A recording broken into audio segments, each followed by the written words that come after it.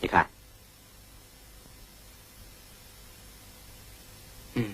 拿着。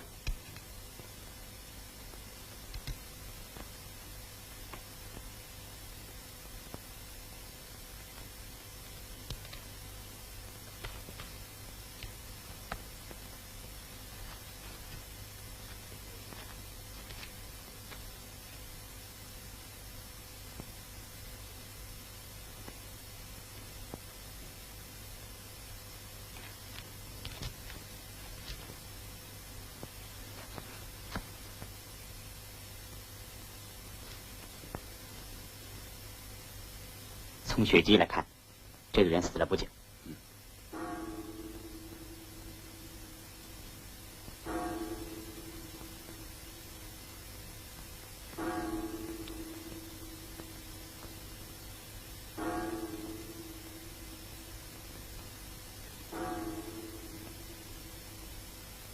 李排长，你们带队伍在这一带继续搜查一下，对于那个庙宇也了解一下。关于这个尸体，不准乱讲，注意保密。明天上午赶回司令部。是。股长，咱们先走。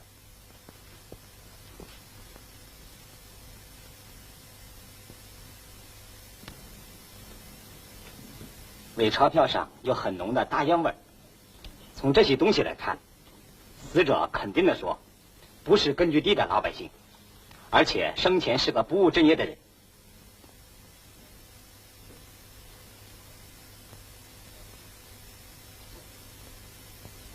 这是一把猎刀，因此凶手不是个普通的老百姓，很可能是个猎户。那么猎户，他为什么会杀死这样一个人呢？从现场的情况来看，两者是经过一个时间的搏斗。目前我们必须首先找到凶手，才能进一步了解被杀者的全部情况。对，关键就在这里。找到了凶手，对我们破获爆炸案件也许会有帮助。我希望侯局长和刘区长要多协助我们。这也是我们的任务。这把刀子是不是可以交给我呢？当然可以。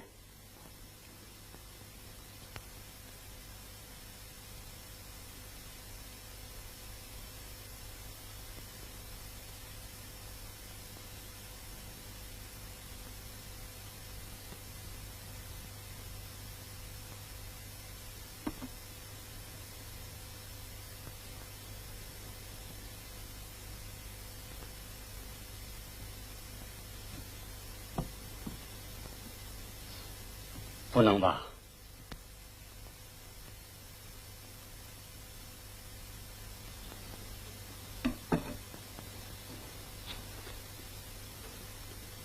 区长，你看看我这把刀子，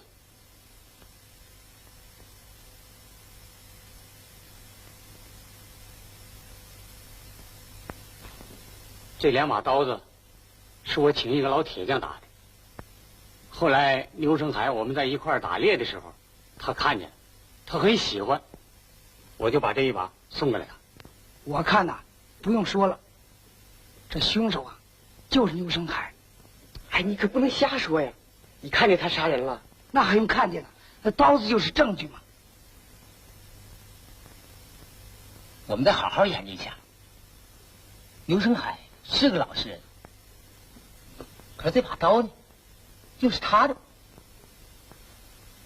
他为什么会干出这种事儿来？我的意见呢，还是让张大叔说一说吧。这个刀子是张大叔送给他的。刀子是我送给他的，可是我没让他去杀人呢。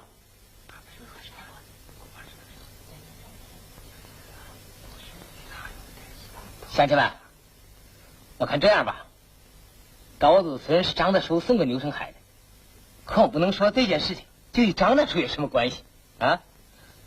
我们下去再好好了解一下。事情没搞清楚之前，我们不要乱猜，也不要嚷出去，啊。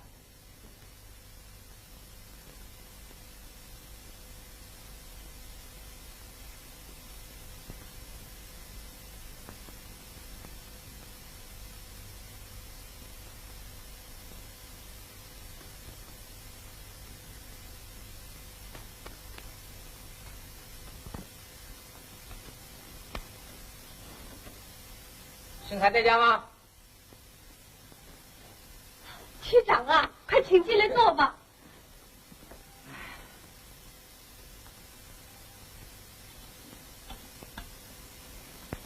怎么？盛海不在家？昨天早晨他就出去打猎了，到现在还没回来呢。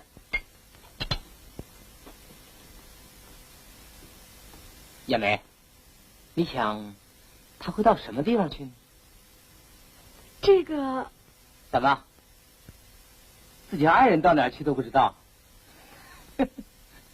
真的不知道，我也问了好几个地方了，谁都说不知道。唉，真是急死人了。那么你想，他会不会发生什么意外呀？啊？能吗？这年样很难说呀。昨天在山里就发现一个坏人的尸体，不知什么人打死的。是吗？我是想通过牛生海了解一下，他在打猎的时候发现过什么没有？区长，这样吧，等盛海回来呀，我一定让他到区里去一趟。你看这样好不好？你到你们亲戚朋友家找一找他，让他早一点回来，啊，这样对我们破获这个案子是有些帮助的。好，那我回去了。根据我们的分析，牛生海的老婆可能知道他在什么地方。这一来呀，线索就比较明确了。我看这样吧，对于牛生海的妻子啊，请你们再做些工作，叫他不要害怕。但是必须想办法把牛生海先找回来。报告，进来。情况怎么样？报告科长，我们电测的结果证明那家电台是在我们的东南方向。哦，好。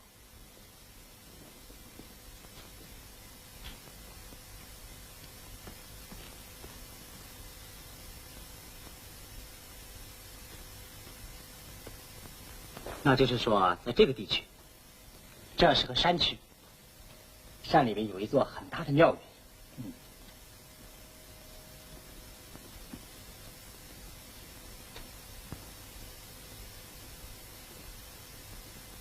咱们请示部长去。好。这个无名的死者是在离庙不远的东北角上被杀的，而这个奇怪的电台呢，就设在我们东南方。因此，我想，这个庙应该是我们侦查的主要对象。好，就这样决定。刘局长，侯局长，你看咱们这样办好不好？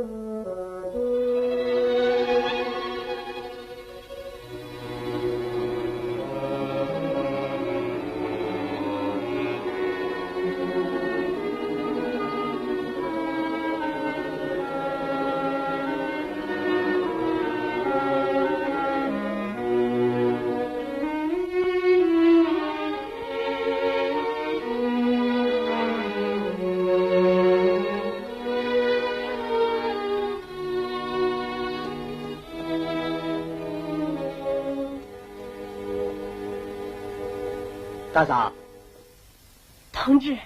是到庙里烧香去吗？是啊。大嫂，这庙里最近烧香的人多吗？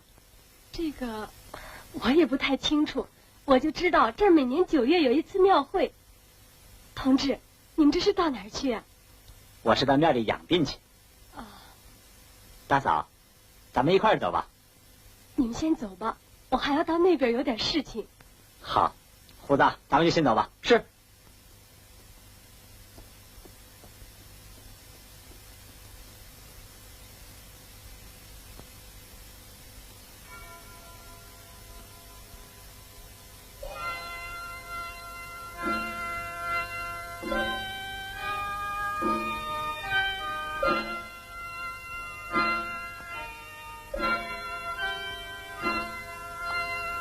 胡子，就上那边吧。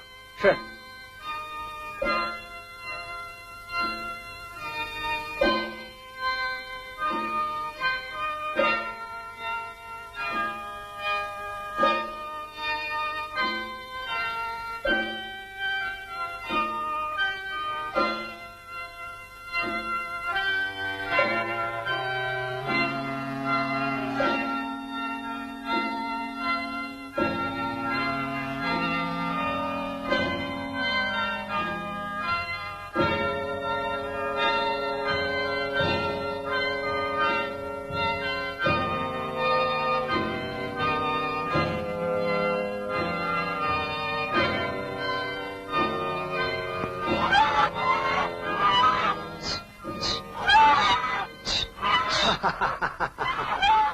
哦，这位就是王科长吧？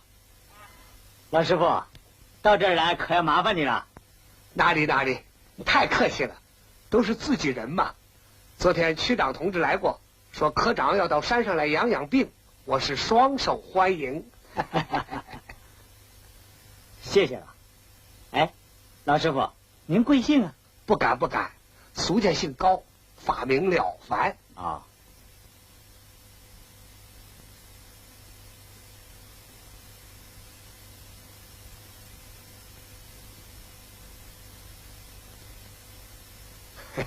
这是个哑巴。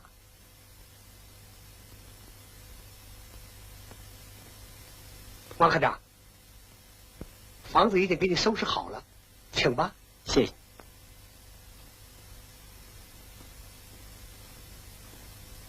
请。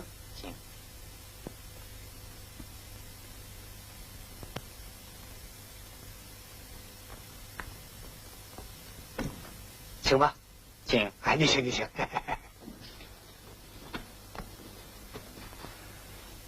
哎呀，老师傅，这可太麻烦你了。哪里，就怕庙小招待不周啊。坐。好。老师傅，我自己来。哎，不，坐。老师傅啊，听说每年9月的庙会可不小啊，收入怎么样啊？哎，那是太平年间的事，如今不行了。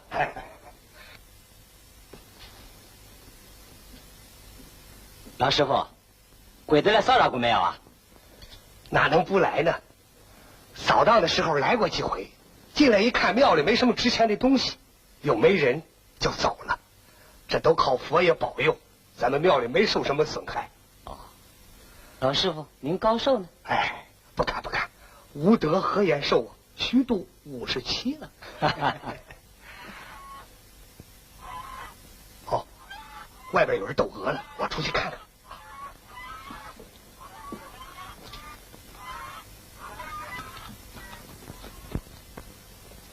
还是我厉害。小同志，这是庙里养来看门的，一会儿不要逗他就是了。胡子，放下他。这个家伙好厉害。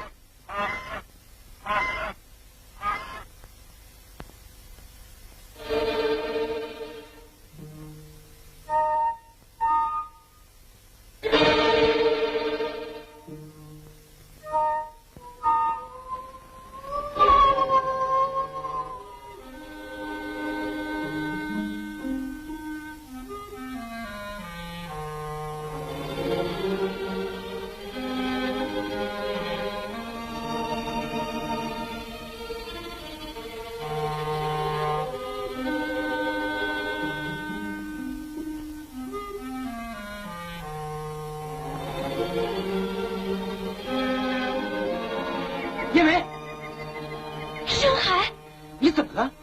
狼。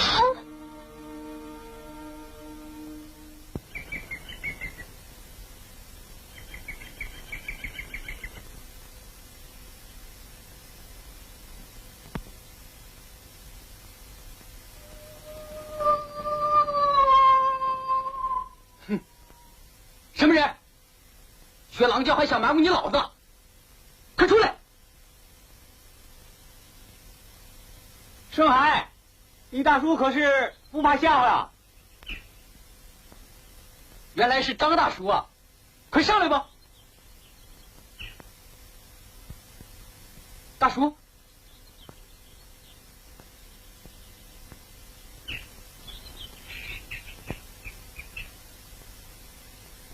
嚯，真不坏啊！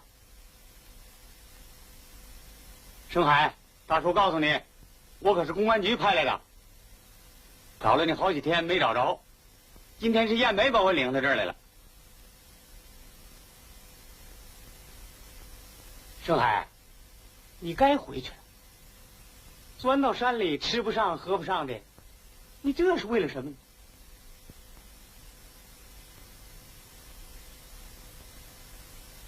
大叔，我是集中无智杀的人，一无人证，二无物证，到底为了什么杀人？我是跳到黄河也洗不清的，我怎么敢回去？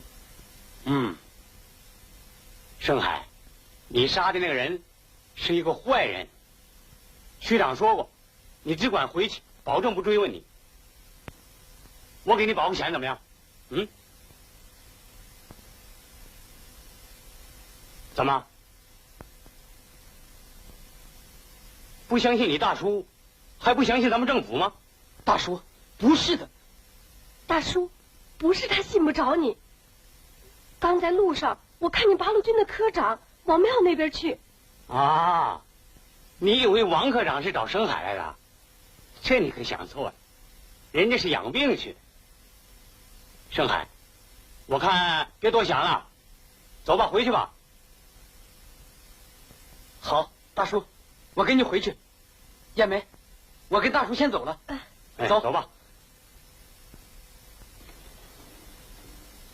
对呀，还是回来的对啊。你杀那个人是个坏人，这个你就放心好了，我们绝不追究这件事啊。怎么样？这回你可以放心了吧？我们是想了解一下当时的情况。你是怎么样杀的那个人呢？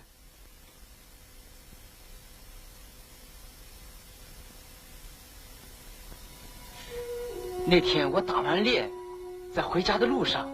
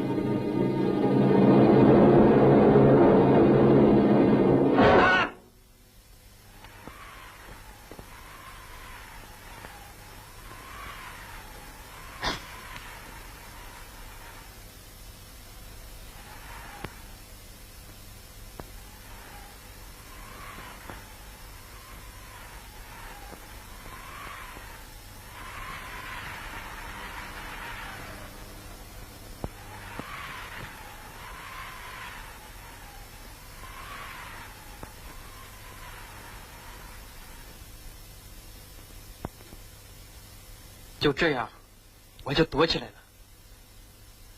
好啊，这个发现对我们有很大的帮助，谢谢你啊！谢谢你，老大爷。那我们回去了。好好好。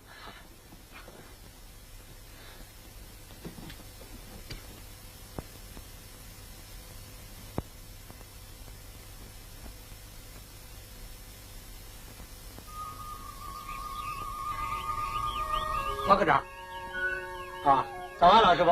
我给你送水来了。哎呀，老师傅，住在这儿啊，已经够麻烦你的了，还让你亲自送水呀、科长，你可不能这么客气哦。都是自己人嘛，我这么做也是应该的。谢谢了。以后您需要什么，您就说一声。嗨，领导上为了照顾我这个病号啊，已经给我派来个通信员了，以后可不敢再麻烦老师傅了。科长，你们八路军就是这么客气。哎，又有人斗鹅了，我去看一看啊。好，看你还要不要？看你还要不要？我看。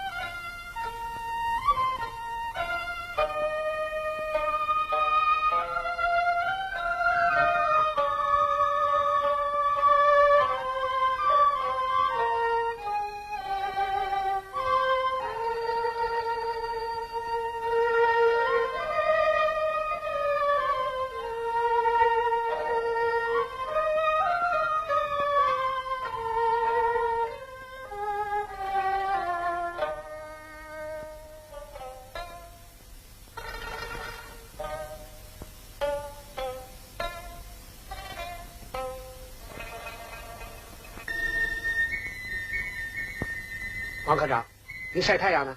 哦，老师傅，这是去年留下的一点枣子，您尝尝是不是合口味？哎呀，这真是。啊，老师傅，坐一会儿吧。不了，我去看看，也许有人来烧香。您坐着。谢谢。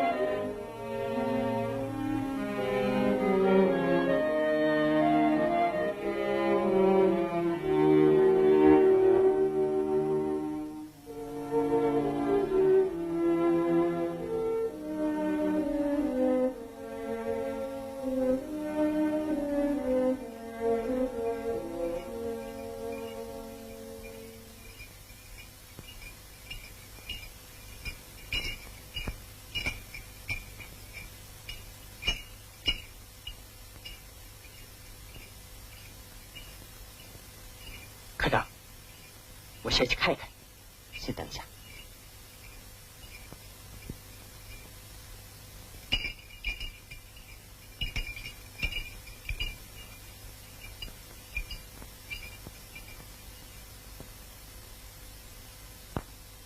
武子，你想办法把老乡的小狗弄来，对付老和尚的大鹅，好不好？是，去吧。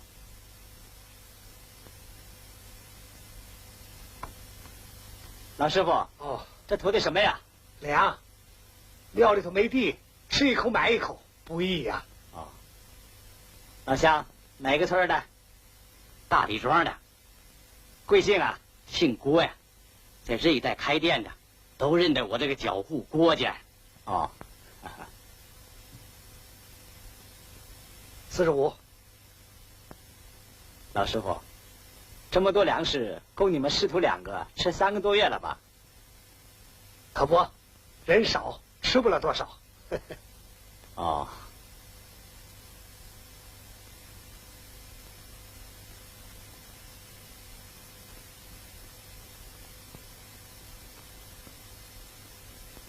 科长，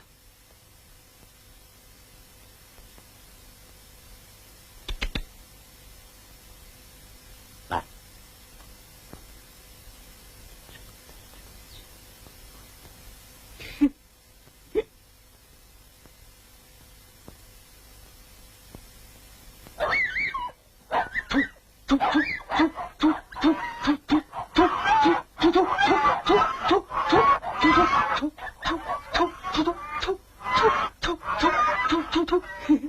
小同志，这是你弄来的小狗吗？不怕你不高兴，庙里边是不准喂养这些东西的，我看还是把它放了吧。老师傅，出家人心里不都很善良吗？要是把它放出去，非喂狼不可。我看我喂几天，送给老百姓就是了。小同志倒挺会讲话的啊！别瞧岁数不大，心眼倒很善良。说实话，山里的狼也真是不少。好吧，你喂几天吧。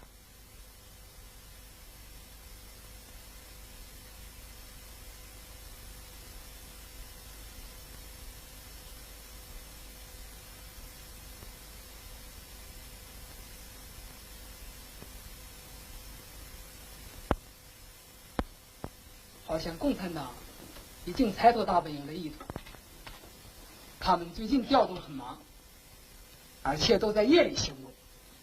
那你们呢？也要在夜里行动，跟踪他们，查明他们的番号，一定要弄清他们的兵力布置。大本营非常需要这个情报。是。兵工厂炸得好，叫共产军失去了一个重要的军火来源。大本营绝不会辜负大家的功劳的。可是共产党也绝不会善罢甘休啊！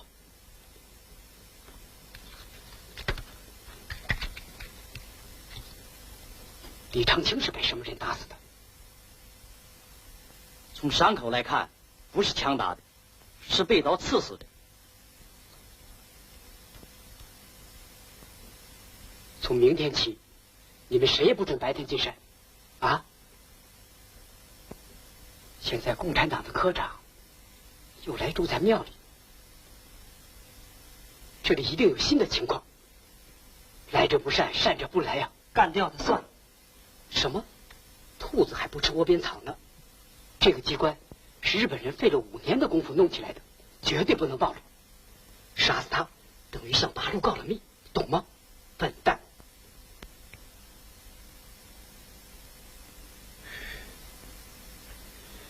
共产党的科长住在庙里，对我们是太不利了。现在我要亲自到大本营去，以后你们要加倍的小心。哎，来，这样来。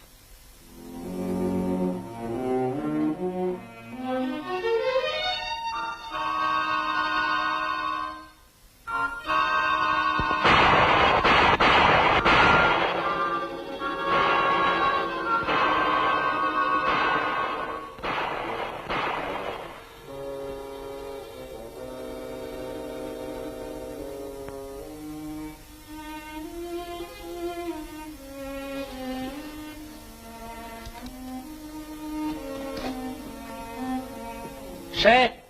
哦，老孙我呀。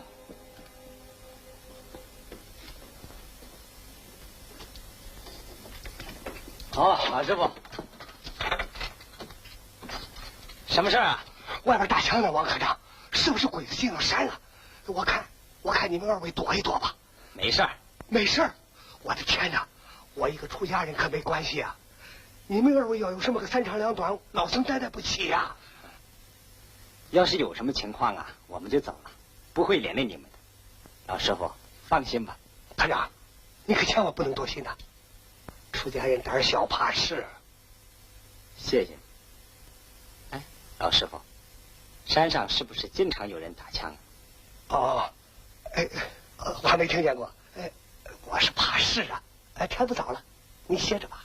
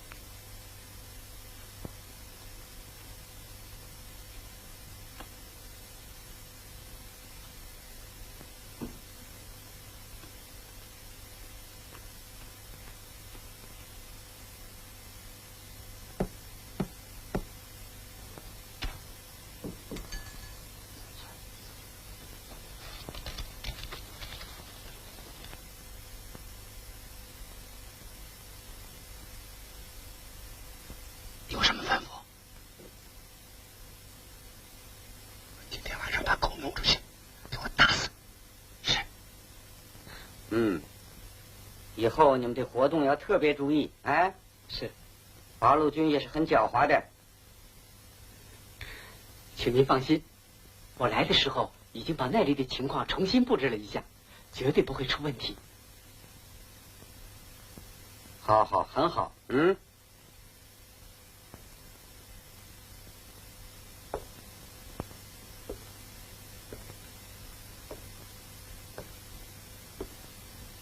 这些个土八路炸了他的兵工厂，还不知道我的厉害，又把他们的科长派到庙里，我还要给他一个厉害看看。你要再派人去把共产党的武器库给我炸掉。怎么害怕了吗？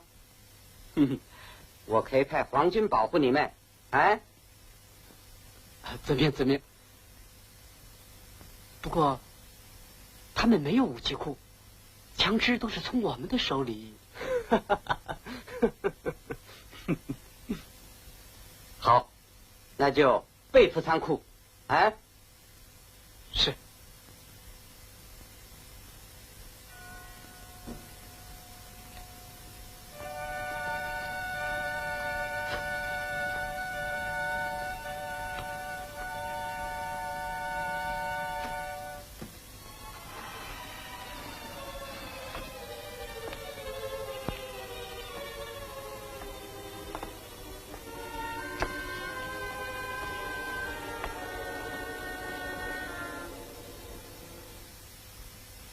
怎么样？这两天共产军的科长有什么活动没有？报告司令，那个狡猾的科长白天在观察着我们庙的周围，晚上倒看不出有什么活动来。他不知道在哪儿弄了一只小狗来，我那2只看家鹅已经不起作用了。那你想办法把它除掉嘛？是，我已经吩咐了。还有，上次我们打了很多枪，也没把那个科长给引出来。大本营命令我们，在今天夜里，一定要把共军的被俘仓库炸掉。怎么？害怕了吗？皇军会嘉奖我们。是。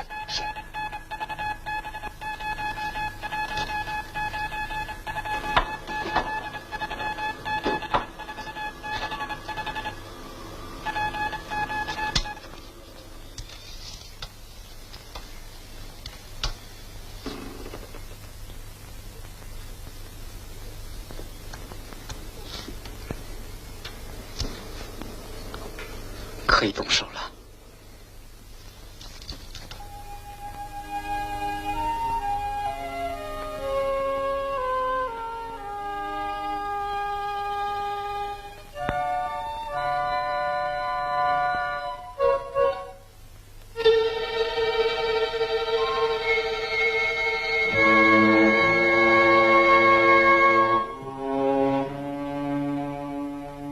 什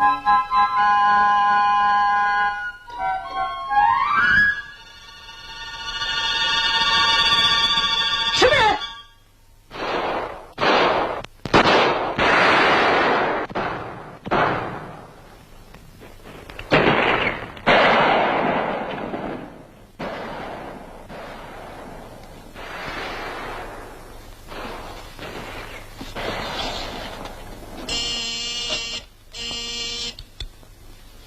喂，是我。什么？特务袭击背负仓库？哦，撵跑了。好，继续追击，彻底消灭他们。对。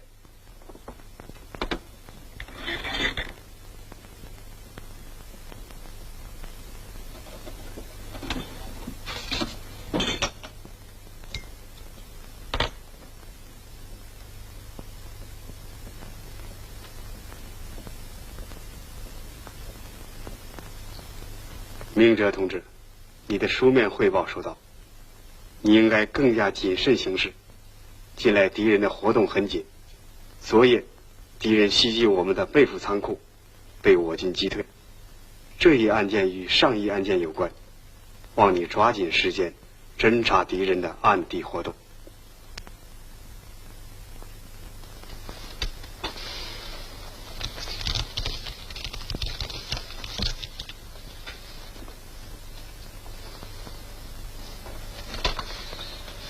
敌人越来越猖狂了，可是直到现在，我们还没有掌握什么线索。胡子，咱们一定要想尽一切办法，抓紧时间。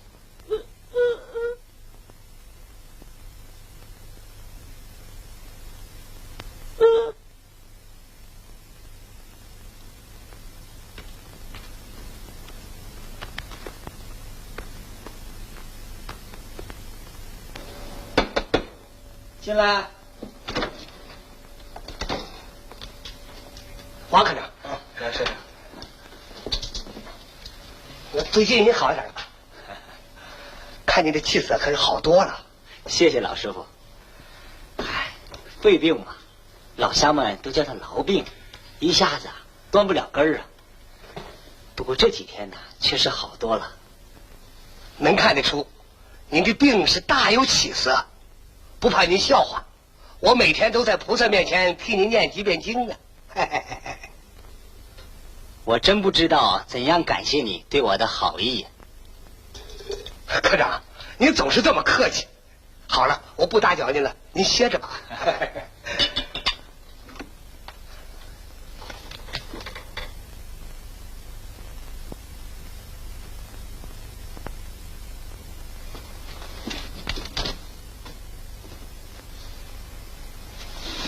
胡子，你看见了没有？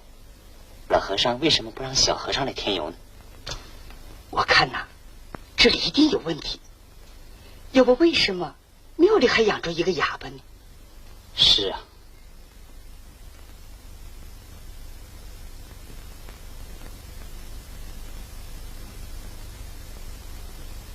小狗的失踪，与老和尚也分不开。对，小狗在这里呀，他的大鹅就不起作用了。对。这样吧，你要想办法靠近小和尚，也许会从他那儿得到一些线索。对。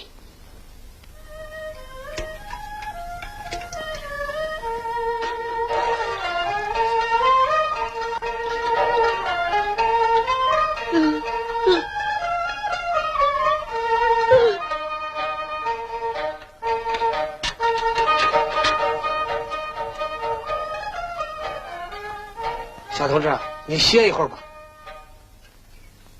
老师傅，这是我自己帮着他干的，可不是他。哦，我知道，你是来伺候你们王科长的。庙里的事情以后你少管。老师傅，你哦，小同志别误会，他又聋又哑，只能干这个活。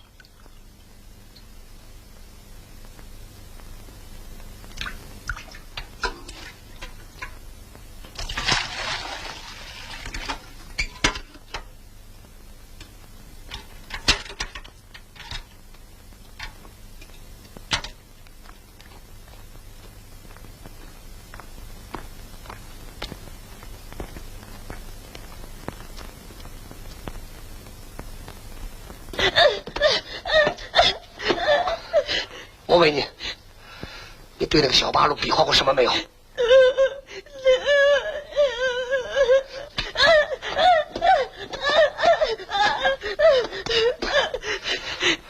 告诉你说，一会儿你要走漏半点消息，我要你的命。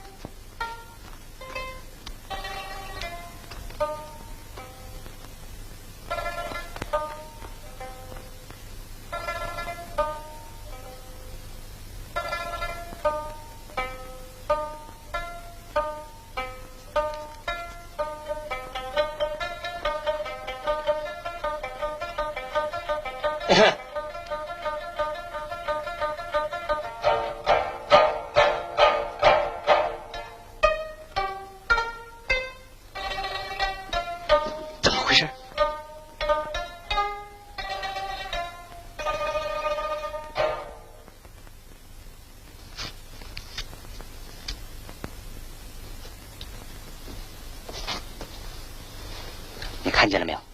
这个小哑巴不但不聋，而且还会写字。我们要争取他。科长，你说怎么办吧？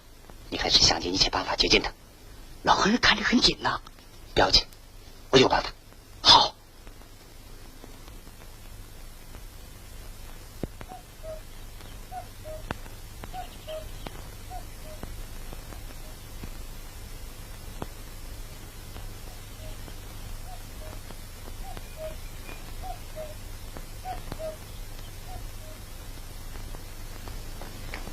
王科长，您这是到哪儿去啊？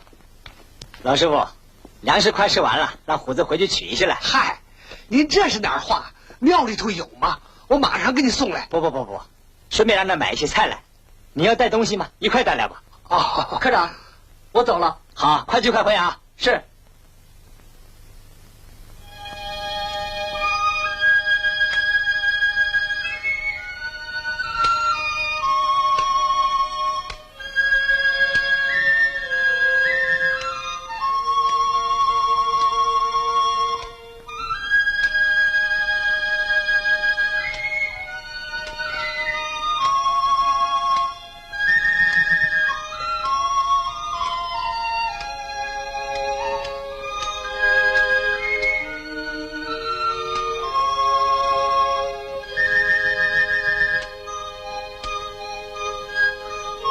我是帮助你来砍柴的。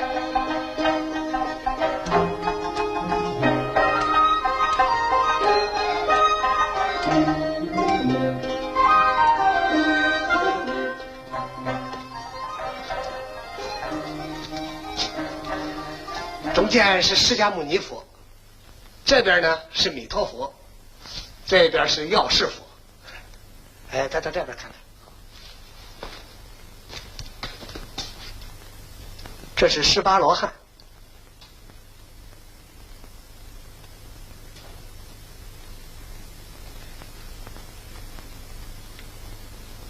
这一面是9尊，请吧。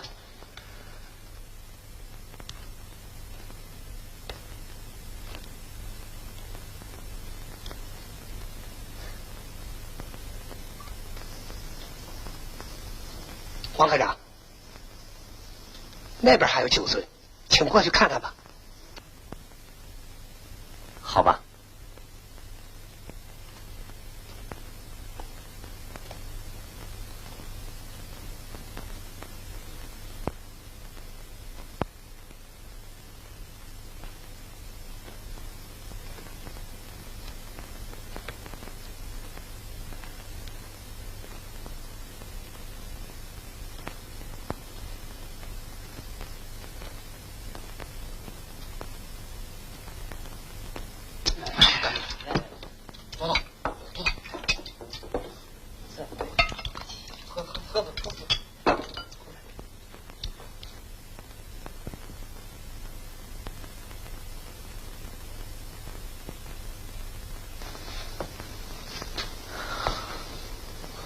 王科长，咱们到另外一个地方去看看。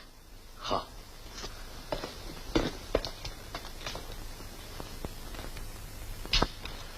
来，请坐。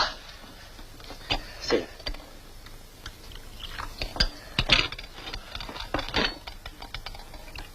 科长走累了吧？啊，喝点水。好。科长，今天怎么忽然想起来要看看佛殿呢？啊？我在这儿养病好几天了，还没能参观一下大殿的建筑，这未免太遗憾了。黄科长对于这古老的建筑倒挺感兴趣啊。是啊，不但是感兴趣，我还想从这儿学到更多的东西呢。您想在这里学的是什么呀？我想通过这个庙宇，把古代的建筑做进一步的研究。那么您看这个庙是什么朝代修的？那当然是唐代的了。这么说，您不但会打仗，而且还是一个工程师呢啊！哪里，战前呢，我是学建筑工程的。哦，王科长，你看这个庙里的佛像雕塑的怎么样？整个佛像雕塑的都很细致，不过在建筑上，里面有些东西修的不太般配。哪些东西？比方18罗汉的那面墙，不像是原有的，好像是后加的。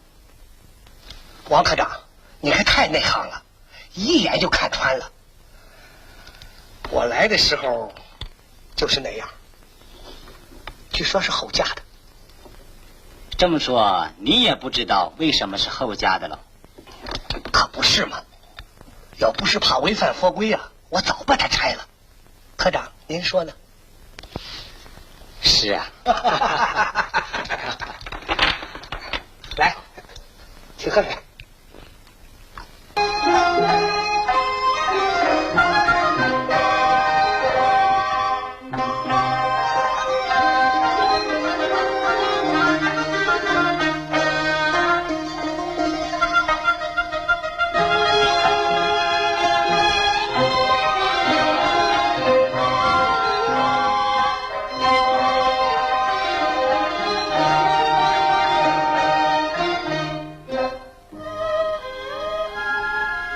谢什么呢？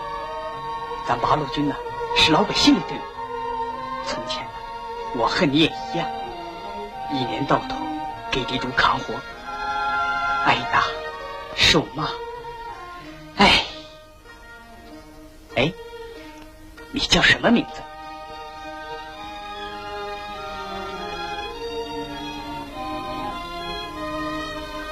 李承之。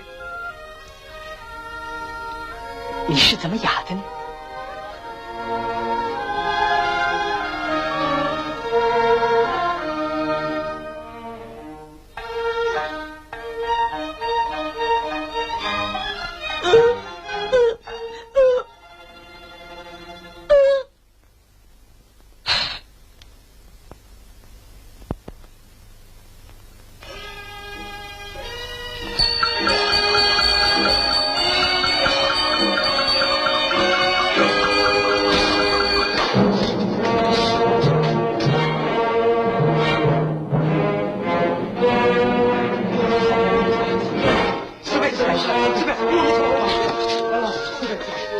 拉周杰，到。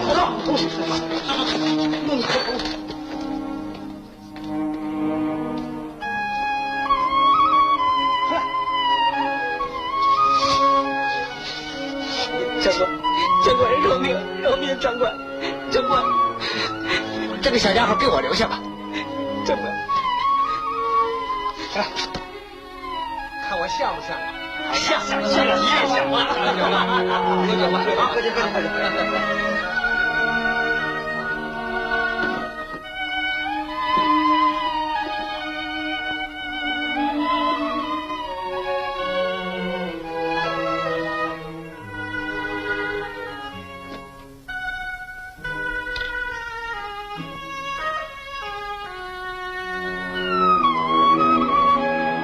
小和尚。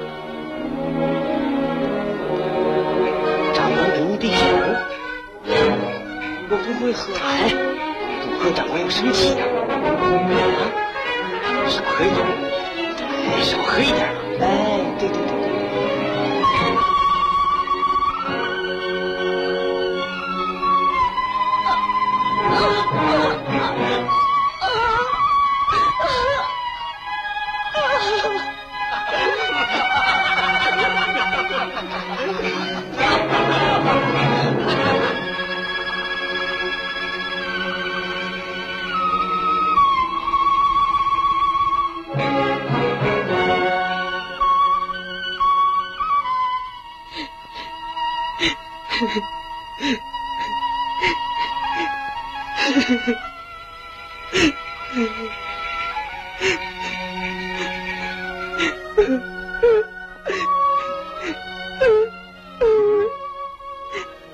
这些坏蛋！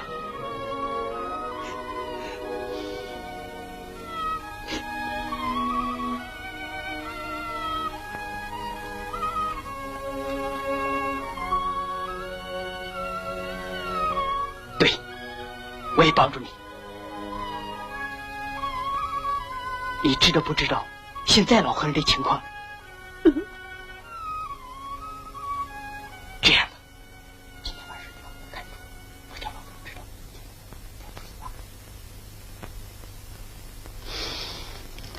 从那以后，他就不能说话了。好狠毒的家伙！后来呢？关于老和人的情况，小和人是知道点儿。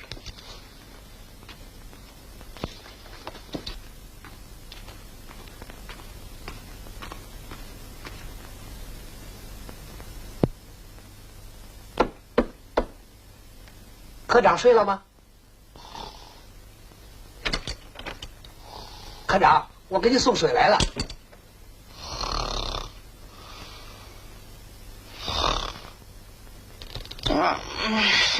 哎呀，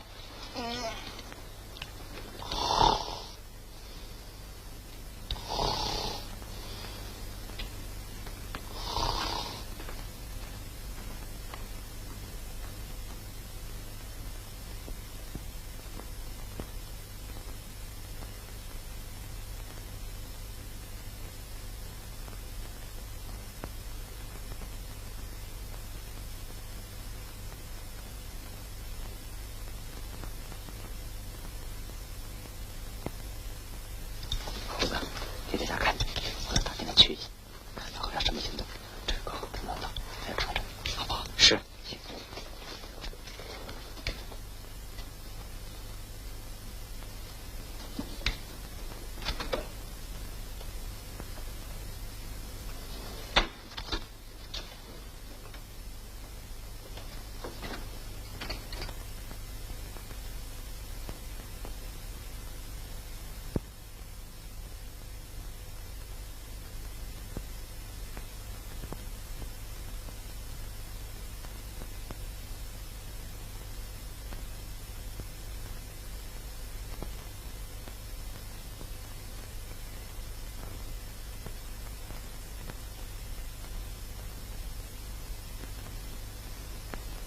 你在这干什么？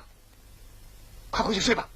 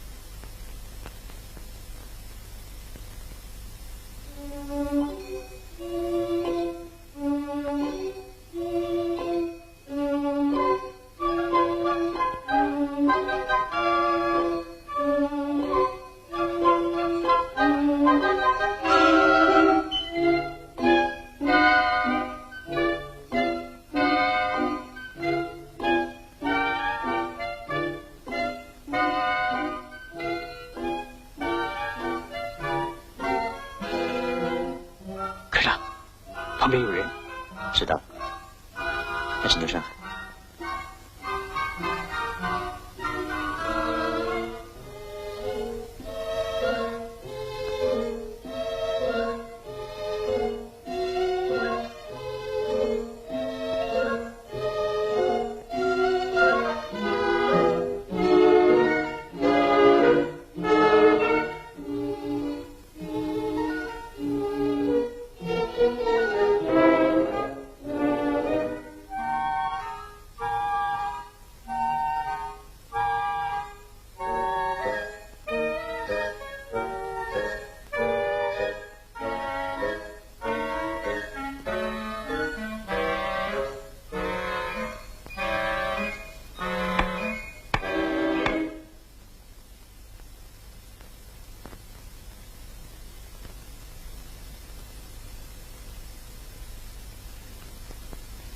多少？600斤。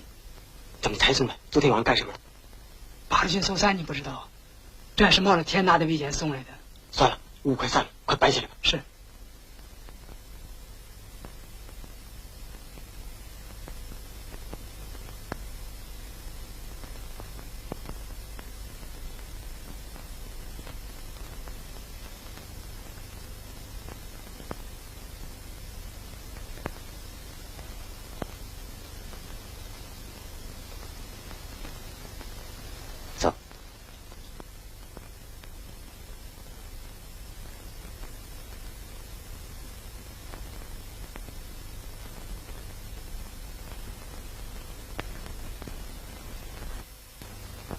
老乡，对个活儿。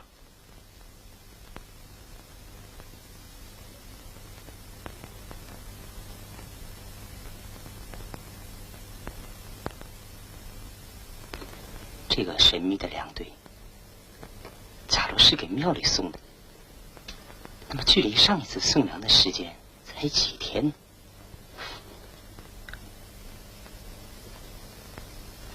？9天。对，那就这样吧。上一次送粮是200斤，那么你算一算，多少人能在9天之内吃完200斤粮食？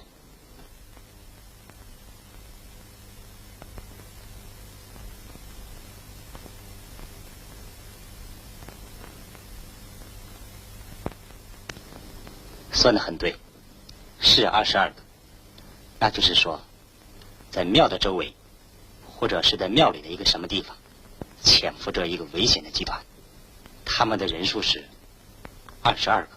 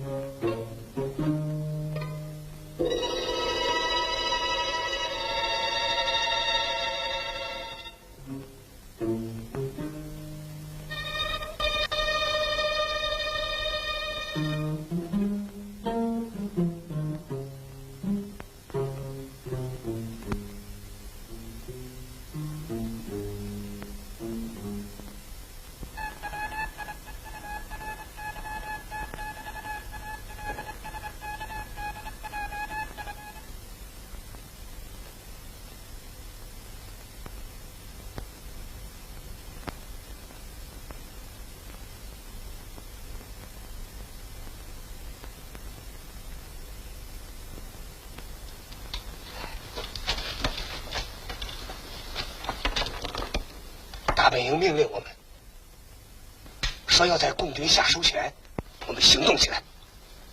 麦子是共产党八路军的命根子，我们不能给他留下。等他麦子一上场，我们就放一把无名火，让他一颗粮食粒也进不了仓。5月就让他完蛋。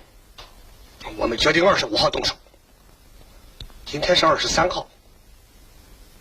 你们要在明天夜晚把各县的头目召集齐，听见大钟都到这儿来集合。你们去吧。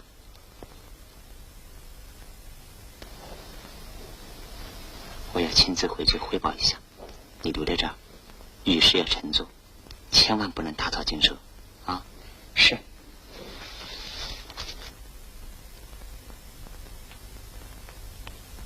老师傅，我回去检查一下，如果真有好转呢，就搬回去了。好，3、2天就回来。哎，大热的天呢，虎子就不来回跑了，在这儿请您多照顾。嗨，王科长，您说到哪里去了？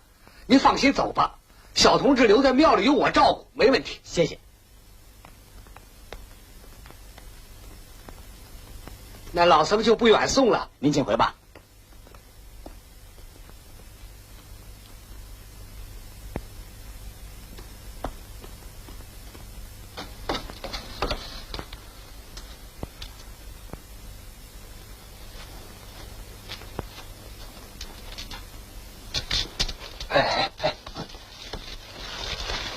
现在机会来了，那个八路局的科长回总部去了，要是让他一回去，我们可全完了。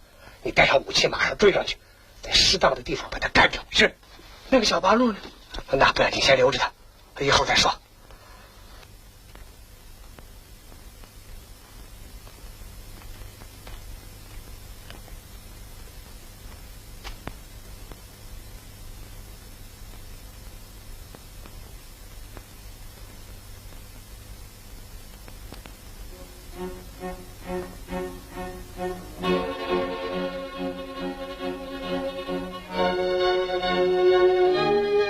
回去吧啊！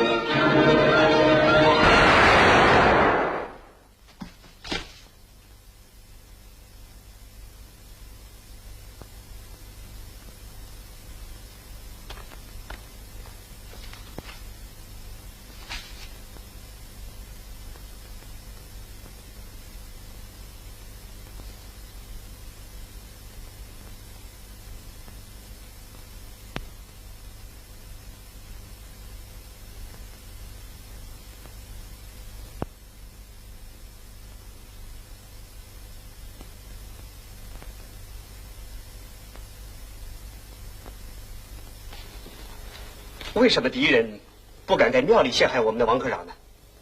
他们很狡猾，是怕露了马脚，因此就想在路上下毒手，把我们王科长害死。我们感谢牛胜海同志暗中帮助。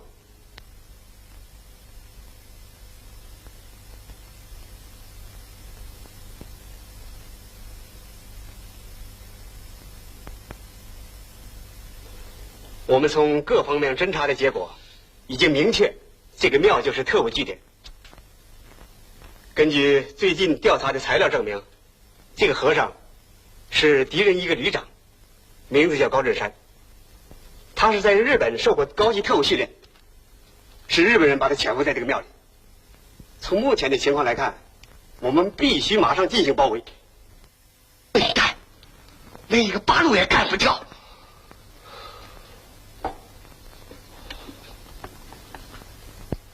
你说，你给八路说了些什么？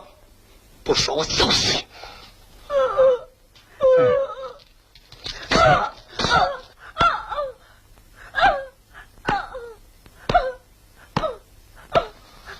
说不说？你说不说？你说不说？局长，啊？哎，您忘了，他是个哑巴。哦，对了，好，我去抓那个小八路去。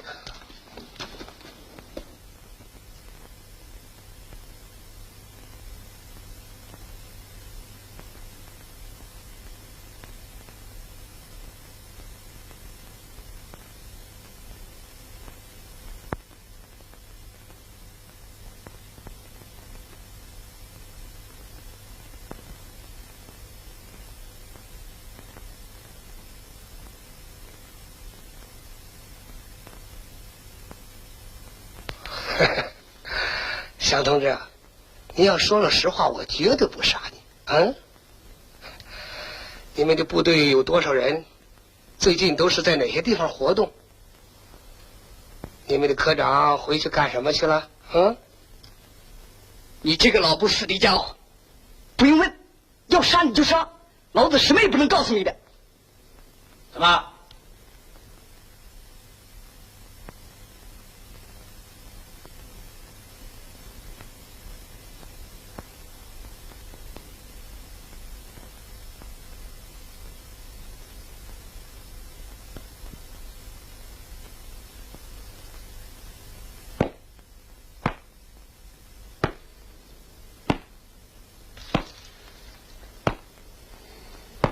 算了，给我拉出去喂狼。这，我们人都来齐了吗？来齐了。现在我们要马上离开这个地方，不然就要受到八路的包围。对，走，快点，快！举起手来！